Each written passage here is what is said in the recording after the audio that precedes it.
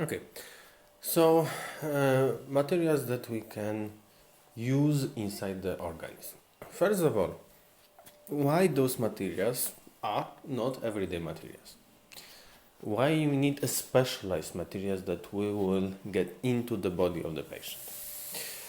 One thing, the simplest one, is that they need to be very clear. Yes, there cannot be any impurities on the surface of them, uh, any dirt, generally speaking, because we get it into the human body. We cannot inflict infection.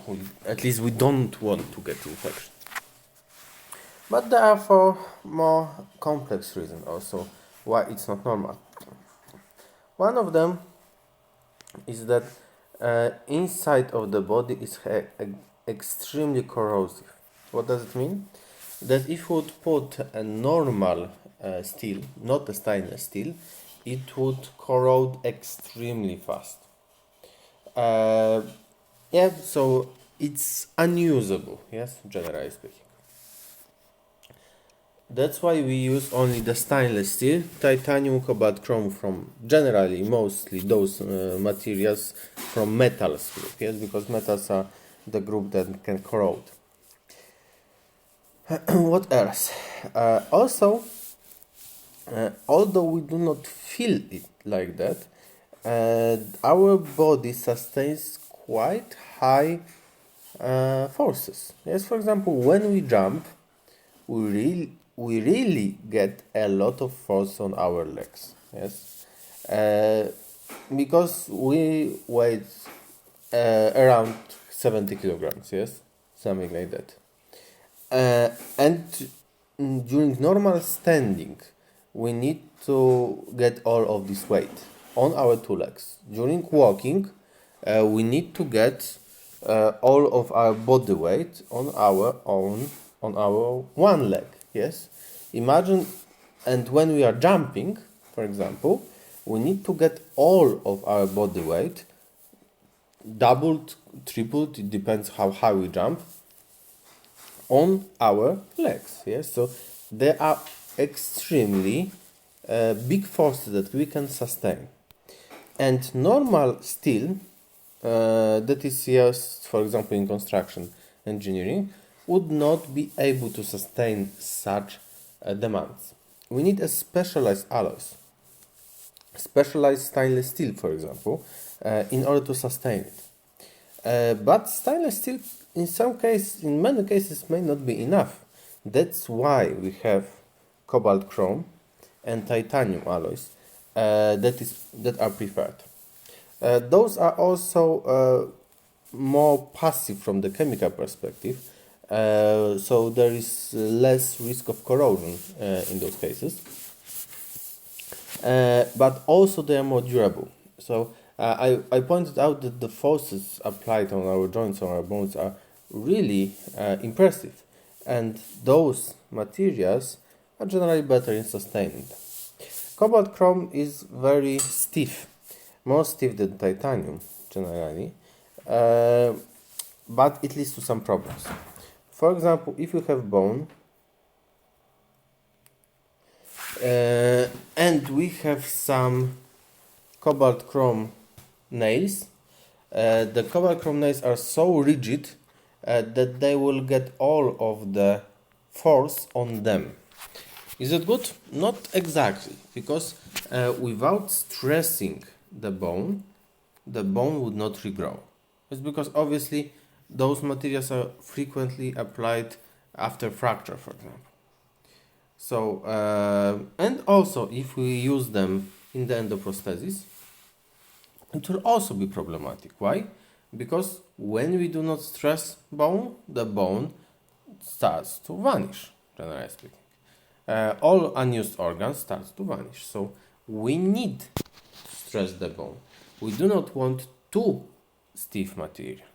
Titanium is generally the best. It's not as stiff as cobalt chrome, but extremely durable. Yes, extremely tough and light also.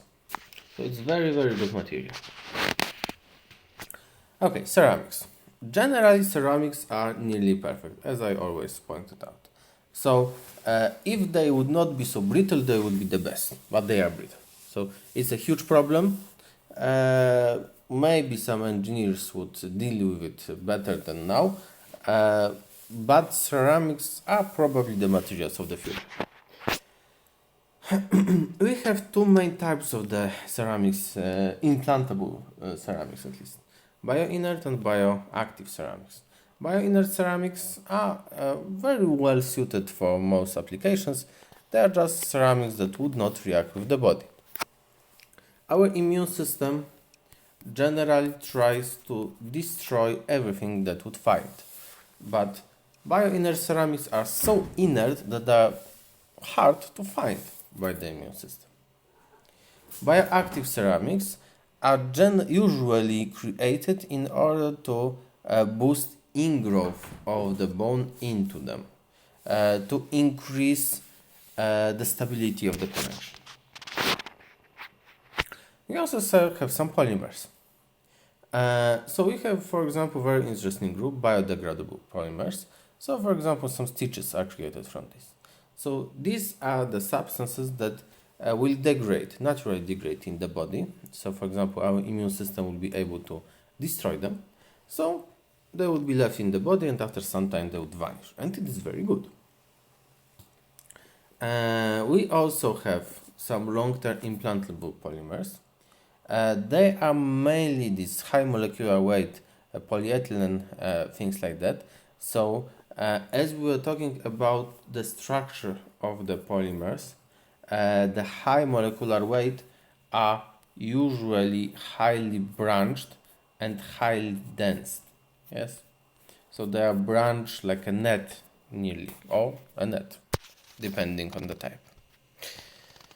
So they are very stiff, but because of it, they may become brittle, and it may be a problem. But we do not want to have some floating particles from the polymer in the body, because it would lead to inflammation. So they need to be stiff in order for them to work properly. We also have some bone cements that will just stabilize the endoprosthesis. Very important things. About additional thing, about composites, we have very common composite called plaster of Paris. I suppose that most of you do not think about simple plaster of Paris created from the gypsum and the fabric as a composite, but it is. These are two separate materials that are not connected chemically.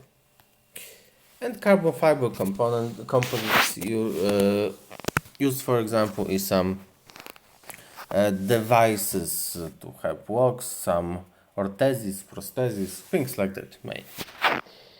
Okay, and for today it's enough.